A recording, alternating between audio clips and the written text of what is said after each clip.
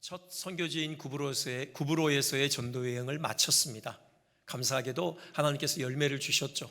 구브로 총독 서기오 바울이 전한 복음 듣고 주의 가르치심을 놀랍게 여기면서 예수님을 구주로 영접하는 회심의 열매 맺혀졌습니다. 그 회심의 열매 안고 이제 다음 행선지로 옮기는데요, 구브로 섬이잖아요. 지중해에 떠 있는 거죠. 그래서 배를 타고 항해합니다. 북서쪽으로 올라가죠. 밤빌리아 버가라는 도시에 이르게 되는데요, 이제 갈라디아도 있고 소아시아도 있고 이제 여러 지역이 모여 있는 대륙이죠. 그쪽으로 이제 이동해 온 것입니다. 밤빌리아 버가에서 두 가지 사건이 벌어지죠. 하나는요, 함께 동행했던 마가가 그 팀을 떠나서 예루살렘으로 돌아갔습니다. 예루살렘은 마가의 집이 있잖아요. 아마 마가의 집으로 돌아갔겠죠. 그리고 또 하나는요, 마가는 돌아갔지만 남겨진 바울과 바나바는 계속해서 또 그들의 길로 나아갔다라는 겁니다. 여기 비시디아 안디옥에 이르렀다고 돼 있어요. 그래서 지금 돌아간 사람이 있고요, 또 나아간 사람이 있죠. 두 가지 대조되는 행보를 보이고 있습니다. 다시 말씀드리면 마가는 선교 여행을 중도에 스탑하고 자기 집으로 돌아갔고요, 또 바울과 바나바는 그 선교 여행을 계속 이어서 비시디아 안디옥으로 나아갔던 것이죠. 이 대조되는 두 가지 행보에 담긴 또 우리에게 주시는 하나님의 교훈이 무엇인가 한번 생각하는 시간을 갖고자 합니다. 먼저 돌아간 사람 요한이죠. 요한은 그들에게서 떠나 예루살렘으로 돌아가고 했는데요, 무슨 바울과 바나바로부터 특명을 받아서 급히 미션을 수행하기 위해서 예루살렘으로 돌아간 것은 아닌 것 같아요. 분명히 이 행동은 부적절한 행동이었음이 분명한 것은 이후에 바울의 반응을 통해서 알 수 있습니다. 1차 선교여행이 마쳐지고 2차 선교여행이 시작될 즈음에 바울과 바나바가 서로 다투잖아요. 바나바가 우리 마가 다시 데리고 가자 이 제안을 했을 때 바울이 완강하게 거절을 한 것입니다. 그 이유가 있죠. 그게 사도행전 15장 38절에 나와요. 밤빌리아에서 자기들을 떠나 함께 일하러 가지 아니한 자를 데리고 가는 것이 옳지 않다 하여. 그러니까 밤빌리아에서 요한이 자기들을 놔두고 예루살렘 자기 집으로 돌아가 버린 그 일이 결코 적절치 않은 행동이었다. 무책임한 행동이었다. 무단 이탈이었다. 그런 무책임한 사람과 함께 이 중차대한 선교 여정을 함께 하는 것, 이것은 옳지 않은 일이다. 이렇게까지 얘기를 한 것이죠. 분명히 부적절한 행동이었습니다. 이것 때문에 결국 바울과 바나바가 결별하게 되기까지 하잖아요. 그 원인은 나와 있지 않아요. 마가가 왜 돌아갔는지 구체적인 언급은 없죠. 학자들이 연구했습니다. 여러 가지 견해를 발표했는데 가장 유력한 가장 설득력이 있는 이유, 그건요, 결국은 선교 여정의 고달픔을 이기지 못했다라는 거죠. 여기 지금 밤빌리아 버가에서 비시디아 안디옥 갈라디아 땅에 있는데요, 거기까지 거리가 한 280km 된다고 해요. 거리도 거리지만 거기까지 가는 데 있어서 큰 난관이 하나 있습니다. 그게 바로 타우루스 산맥이에요. 해발 2000m 내지는 3000m 되는 고봉들이 이렇게 질비어 늘어져 있는 그 산맥이에요. 비시디아 안디옥은 해발 1000m 고원 지대에 자리하고 있습니다. 그러니까 반드시 그 산맥을 넘어야만 비시디아 안디옥에 도착할 수 있어요. 험한 산이라고 해요. 산세가 험하고요. 그래서 로마 군인들도 그 산을 지키기를 포기해버렸어요. 그래서 도적과 강도떼가 출몰하는 바로 그런 산이었습니다. 그러니 보통 사람들이 타우루스 산맥을 넘는다, 이것은요, 재산을 걸어야 하고요, 심지어는 목숨까지 걸어야 되는 위험한 일이었다라고 해요. 지금 마가가 듣자 하니 바울과 바나바가 다음 행선지를 비시디아 안디옥으로 정한 것입니다. 타우루스 산맥을 넘는다라는 거예요. 마가가 볼 때는 이거 안 될 일이에요. 혀를 내두른 것입니다. 지레 겁을 먹고 난 여기까지입니다, 당신들끼리 가십시오 하고 돌아가 버린 거죠. 이 설이, 이런 추정이 가능한 것은, 타당하게 보이는 것은 마가의 출신 성분이요, 마가가 일명 부잣집 도련님이잖아요. 마가의 다락방, 바로 그 집 그 아들입니다. 120명이 한 번에 들어갈 수 있는 그 넓은 방을 소유하고 있는 집이었으니 대고가 같이 큰 집이었겠죠. 부잣집이었어요. 고생을 모르고 자란 엄친아였던 것입니다. 그러니 그 마가에게는 이런 험난한 선교 여정이 감당하기는 지극히 고달픈 길이었다라는 거죠. 그걸 감당할 준비가 아직 마가는 안 돼 있었던 것입니다. 처음 마가가 예루살렘에서 수리아 안디옥 교회로 옮겨오는 그 과정에 아마 그 어머니 마리아의 어떤 열심, 그 소원이 있었을 거예요. 그러니까 마리아는 참 헌신적인 신앙의 사람이었잖아요. 자기 집을 예루살렘 교회를 위해서 뭐 언제든 쓰도록 내놓았던 헌신적인 인물이었거든요. 그러니까 그 아들 마가가 하나님께 헌신된 하나님의 사람으로 쓰임받기를 원했을 것이에요. 사역자의 길을 걷기를 원했겠죠. 하나님의 종으로 하나님께 바쳐드렸던 것입니다. 근데 이제 마침 바나바와 바울이 그 안디옥 교회에서 모아놓은 그 구제 헌금 들고 예루살렘 교회에 방문했잖아요. 바나바와 마가는 친척지간입니다.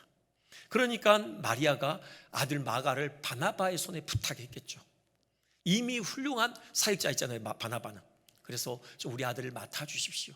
당신처럼 이런 정말 신실한 어떤 사역의 길을 걷도록 그 길을 안내해 주십시오. 이렇게 시작됐을 거예요. 근데 마리아에게 안디옥 교회에서 소식이 들려와요. 선교 여행이 시작됐다는 겁니다. 그 위대한 선교 여행의 발걸음이 시작되는데 바울과 바나바로 팀이 이루어졌고 그 팀에 아들 마가가 합류했다는 거예요. 마가도 함께 그 위대한 선교의 여정의 발걸음을 뗐다. 그 소식을 들었을 때 마리아가 얼마나 마음이 기뻤겠습니까? 가슴이 벅차 올랐겠죠. 뿌듯한 마음에 하나님께 감사하며 그들의 발걸음에 함께 하시기를 간절히 기도했을 것이에요. 그런데 지금 그 마가가 지금 중도 하차해서 무단으로 선교지를 이탈해서 폐잔병의 모습으로 집으로 돌아온 것이에요. 그 모습을 보는 마리아의 마음이 얼마나 실망이 됐을까 좀 상상을 해봅니다. 근데 중요한 건 뭐냐? 마가의 인생이 이렇게 막을 내리지 않았다는 거예요. 마가 인생이 이렇듯 실패자의 인생으로, 그런 폐잔병의 모습으로 끝까지 마무리되지는 않아요. 이 한 번의 실패가 마가의 남은 인생을 완전히 무너뜨린 것은 아니었다는 거예요. 그는 인생 역전을 이루었습니다. 바울이 그의 생애 말년에 로마 감옥에서 디모데에게 두 번째 편지 디모데후서를 보내잖아요. 거기에서 마가에 대한 평가가 나와요. 그게 디모데후서 4장 11절이죠. 보면요, 지금 디모데에게 빨리 와라 그러면서요, 네가 올 때에 마가를 데리고 오라 그래요. 이유가 뭡니까? 그가 나의 일에 유익하니라 그래요. 디모데후서는 사도 바울의 마지막 서신입니다. 그가 지금 갇혀있는 로마 감옥은 저 지하 감옥인데요, 사형수 전용 수감 감옥이에요. 지금 바울과 함께 그 네로 황제의 암살범들도 같이 갇혀 있었다, 그런 학자의 발표를 들은 적이 있습니다. 지금 두 손과 두 발이 쇠사슬에 매여 있고요, 뭐 배식도 없고요, 화장실도 없고 이불도 제공되지 않는 그런 열악한 상황이었다고 해요. 물론 옥바라지는 허용이 되어져서 그때 누가가 바울 곁을 지키고 있었던 거죠. 다 떠났어요. 사역 때문에 떠난 그런 동료들도 있고요, 또 데마 같은 경우는 바울을 배신했죠. 세상을 사랑하여 바울 버리고 떠났어요. 누가만 끝까지 주치의로서 그 곁을 지키고 있었던 거죠. 그러면서 디모데에게 편지를 보내요. 디모데야, 빨리 왔으면 좋겠다. 그러면서요, 겨울이 지나가기 전에 빨리 와라. 그러면서 한 가지를 덧붙이는 거예요. 너 올 때 마가 데리고 와라. 그가 나의 일에 유익하다. 그러는 거예요. 거들떠보지도 않았잖아요. 바나바가 그토록 마가 함께 데리고 가자고 할 때 그런 인간은 안 된다라고 매몰차게 거절했었어요. 아무짝에도 쓸모없는 사람이다, 그렇게 치부했었습니다. 그런데 달라졌죠. 그가 나의 일에 유익하다. 마지막 그 바울의 생애 마지막 즈음에 그 곁에 두고 그 곁에 있게 하고 싶은 그런 유용한 하나님의 사람으로 마가가 바뀌었습니다. 인생 역전한 것이죠. 근데 이 과정 가운데 마가가 베드로의 통역사로 일을 해요. 그 베드로가 이제 아람어로 설교를 하면은 마가가 헬라어로 이제 통역을 했던 것이죠. 그러니까는 마가는 베드로를 그림자처럼 따라다닙니다. 마가에 대한 베드로의 또 평가가 있어요. 그게 베드로전서 5장 13절. 여기 바벨론에 있는 교회라고 했는데 이 바벨론은 아마 로마가 아닌가 싶어요. 지금 로마에 베드로와 마가가 함께 있었습니다. 뭐라고 합니까? 마가를 내 아들 마가 이렇게 불러요. 바울이 디모데를 향하여서 내 사랑하는 아들이다 그랬던 것처럼요, 바로 베드로는 마가를 향해서 내 아들이다, 수족처럼 그렇게 베드로를 따라다녔던 것이죠. 어디든 베드로가 가는 곳이면은 함께 그 곁을 지키면서 함께 동역의 길을 감당해 왔던 것이에요. 결국에는 이로 인하여서 마가복음서의 저자가 되잖아요. 예수님의 행적을 담은 그 복음서, 마가복음을 기록하는 그 영예를 또 마가가 얻기도 했던 것입니다. 이게 이렇게 마가 인생이 바뀌어요. 여기서 우리에게 주는 교훈이 있죠. 여러분, 우리 인생은요, 한 번의 실패로 끝나지 않습니다. 한 번의 실패로 우리 인생이 결론 지어지지 않아요. 여러분, 그렇게 허용해서는 안 됩니다. 하나님께서 우리를 그렇게 놔두시지 않으셔요. 하나님께서 우리를 위해서 치르신 희생이 있거든요. 우리를 구원하시기 위해서 당신의 하나뿐인 아들의 생명을 내어주셨습니다. 아들의 생명과 우리의 생명을 맞바꾸셨죠. 그러니 우리를 포기할 수 없으신 거예요. 우리를 위해 치르신 그 크신 희생이 그냥 무의로 돌아가도록 결코 놓아두시지 않으신다는 거죠. 반드시 우리 안에 시작하신 구원 이루시고야 마시는 것입니다. 하나님은 우리를 포기하지 않으셔요.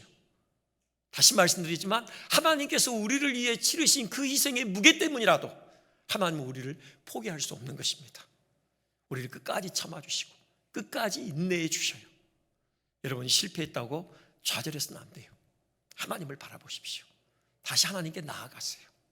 언제든 하나님 우리를 다시 받아주시고요, 우리가 회개할 때 그리스도의 보혈로 우리를 덮으셔서 우리를 정결케 하십니다. 회복시키셔요. 우리 연약한 무릎을 일으켜 세우셔서 다시 이 믿음의 행진을 이어가도록 하나님 붙들어 주시는 것입니다.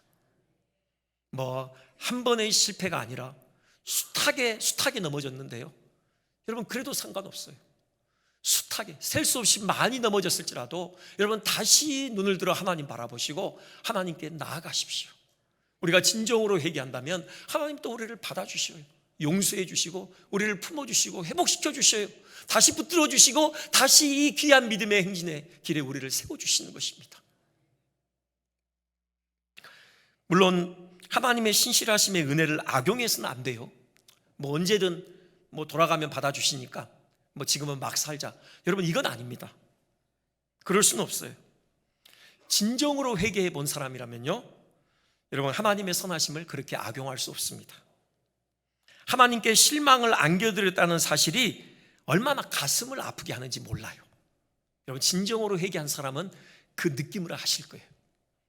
주님께서 나를 위해서 십자가에 피 흘리심은 나를 거룩하게 하셔서 나로 하여금 하나님의 그 영광의 빛이 찬란하게 비추는 빛의 자녀로 세우시기 위함인데, 내가 그 주님께 실망을 안겨드렸다, 그 주님을 막 아프게 해드렸다, 그 주님의 십자가를 외면했다. 여러분, 그 사실이 우리의 가슴을 갈기갈기 찢어요. 그 아픈 가슴 부여잡고 하나님 앞에 눈물로 회개하게 되는 것입니다. 여러분, 그러니 하나님의 선하심을 악용한다? 여러분, 이건 생각지도 못하는 일이에요. 우리는 실패에서 교훈을 얻어야 되죠. 무엇보다도 하나님 앞에서의 겸손을 배우는 기회로 삼아야 합니다. 내가 얼마나 무력한 존재인지를 직시하는 것이죠. 하나님의 은혜가 없이는 한 걸음도 믿음의 행진을 제대로 이어갈 수 없는 무력한 자임을 깨닫는 것입니다. 그래서 하나님 앞에 바짝 엎드리는 것이죠. 이러한 하나님 앞에서의 겸손을 배우는 기회로 우리는 삼아야 하는 것이에요. 이 대목에서 한 가지 더 생각해 볼 대목이 있는데, 물론 마가가 그 인생이 역전된 것, 이건 하나님의 전적인 은혜이죠. 근데 거기에 결정적인 영향을 준 한 인물이 있습니다. 누구죠? 바나바죠. 바나바는 이 하나님의 은혜가 흘러가는 정말 중요한 통로로 사용이 됐어요. 바나바는 마가를 끝까지 포기하지 않았잖아요. 바울과 결별하면서까지 마가의 손을 잡아주었습니다.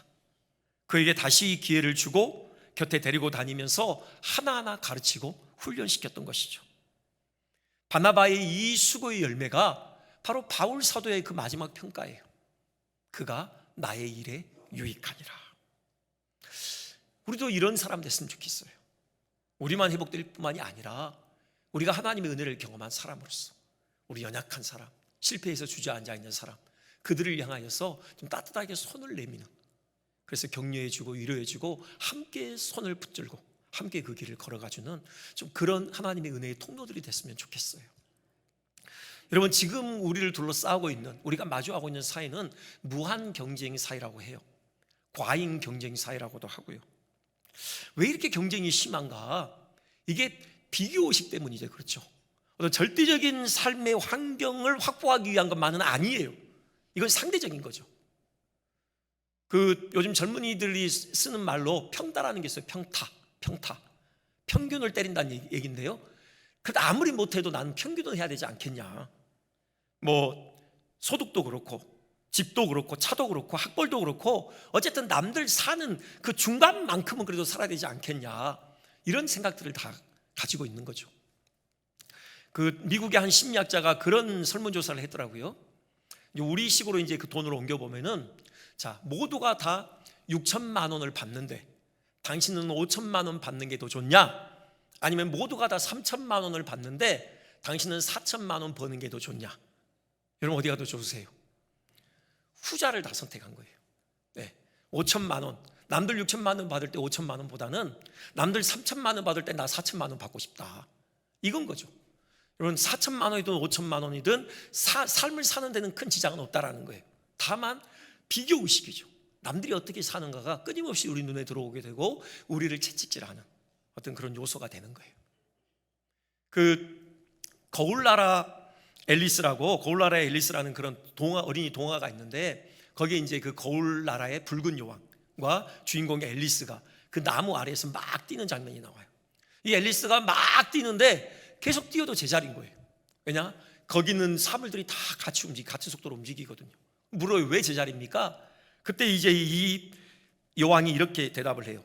네가 같은 곳에 머물려면 지금처럼 전력을 다해서 뛰어야 해.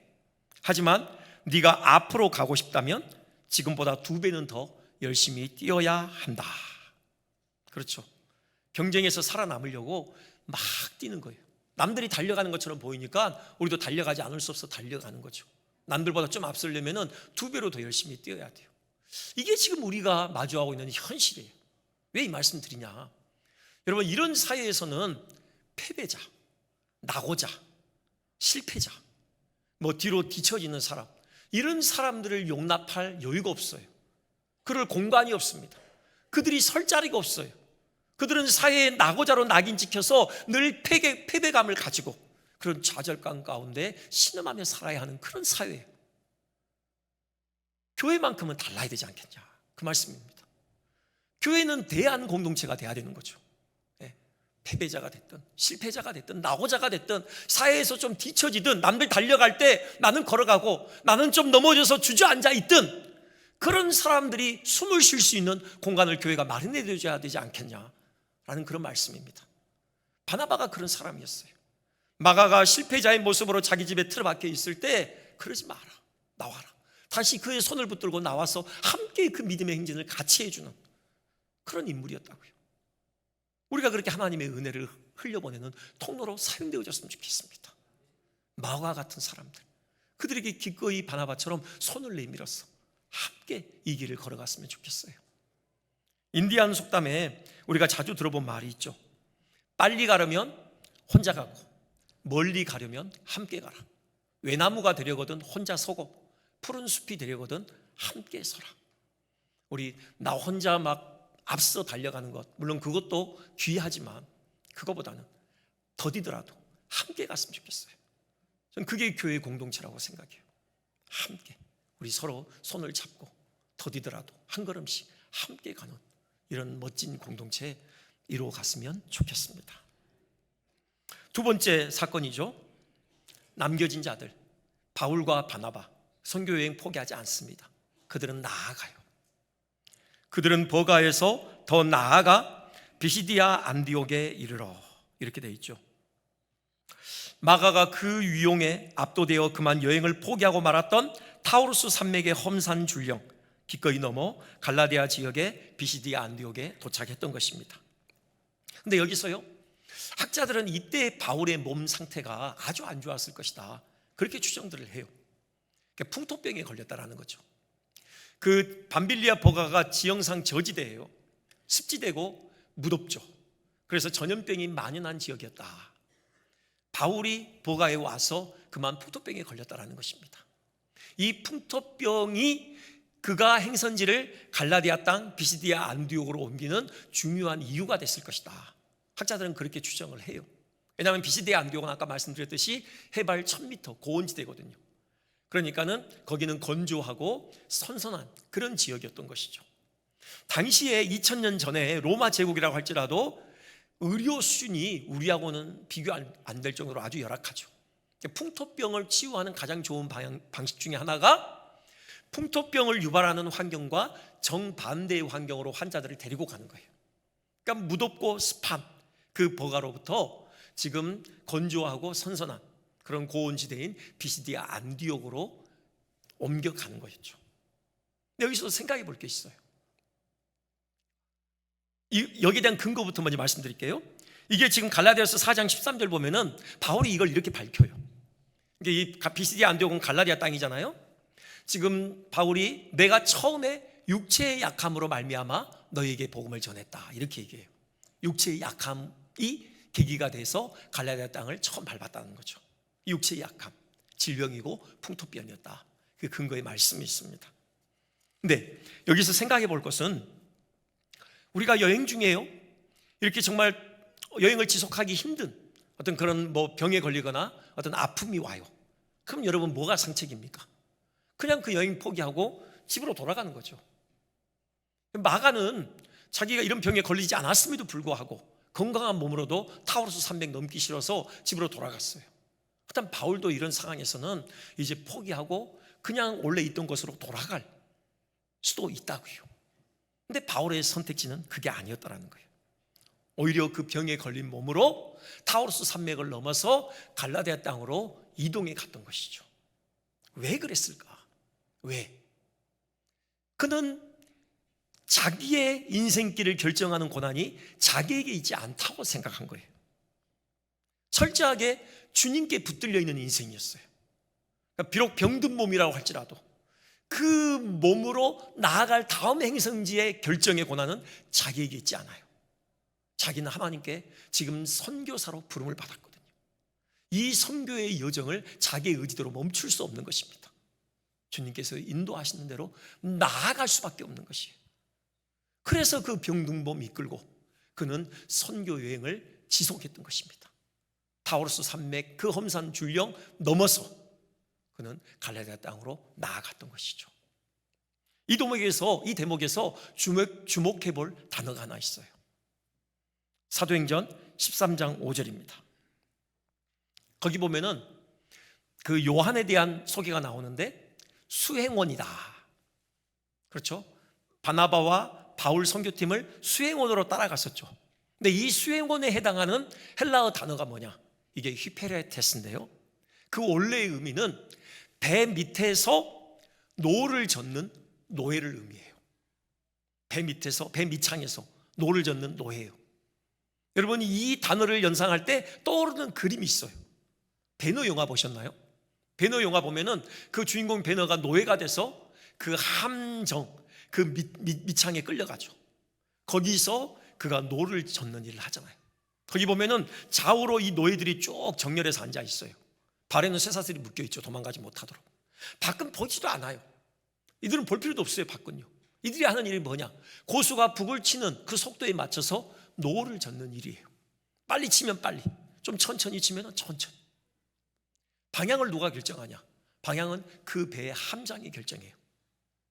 이게 바로 휘페레테스입니다. 마가가 이 휘페레테스로 그 선교팀에 합류했던 것이에요. 마가가 행선지를 결정하는 게 아니에요. 성령의 인도하심을 조차 바울과 바나바가 행선지를 결정할 때 마가가 할 일은 묵묵히 따라가는 거예요. 이게 마가가 휘페레테스로 해야 될 일이었어요. 근데 그는 그만 그 일을 포기해버린 거예요. 자, 이 휘페레테스가요, 신약 성경에 다른 용어로도 번역돼서 나타납니다. 그게 바로 사도행전 26장 16절이요. 우리 한번 같이 한번 봉독해 볼까요? 자, 시작. 일어나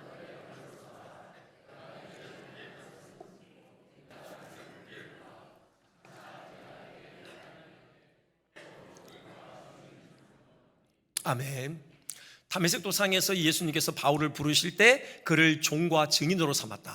지금 그 대목을 회고하는 장면입니다. 여기 종, 이게 바로 휘페레테스예요. 지금 바울은 확실하게 믿었던 건 주님께서 자기를 주님의 휘페레테스로 불렀다, 이렇게 믿었던 것이죠. 여러분, 이 고백을 언제 하는 겁니까? 이게 3차 전도여행이 끝나고 예루살렘에 체포되어져서 2년이 지난 다음에 지금 베스도 총독 앞에서 하는 그런 고백이에요. 그러니까 그는 끊임없이 그 바울의 심정에 새겨져 있었던 한 단어, 그건 휘페레테스예요. 그는 주님의 휘페레테스라는 겁니다. 주님께서 자기를 휘페레테스로 불렀다고 그는 확실하게 믿었던 것이에요. 배 밑창에서 선장 되신 주님의 지시에 따라서 노를 젓는 이 역할이 자기에게 맡겨진 역할이었다라고 그는 분명하게 믿었던 것이에요. 여러분, 이것 때문에 그는 그 선택지 앞에서 돌아갈 것이냐 아니면 나아갈 것이냐, 이 선택지 앞에서 그는 나아가기로 결정하는 것이에요. 왜요? 선장 되신 주님의 인도를 쫓아 오직 순종하는 것, 그것이 자기에게 맡겨진 일이었거든요. 자기 스스로 발걸음을 돌릴 수 없어요. 그 고난이 바울에게 있지 않다는 겁니다. 여러분, 이게 우리에게 부여된 사명입니다. 우리도 주님의 휘페레테스예요. 주님은 우리에게 이중으로 주인이 되시잖아요. 우리를 지으셨어요. 창조주라는 면에서 우리의 주인이시죠. 또 우리의 구주가 되셨잖아요. 죄에 팔려버린 우리를 그리스도께서 흘리신 그 핏값으로 사내셔서 우리의 주인이 되셨어요.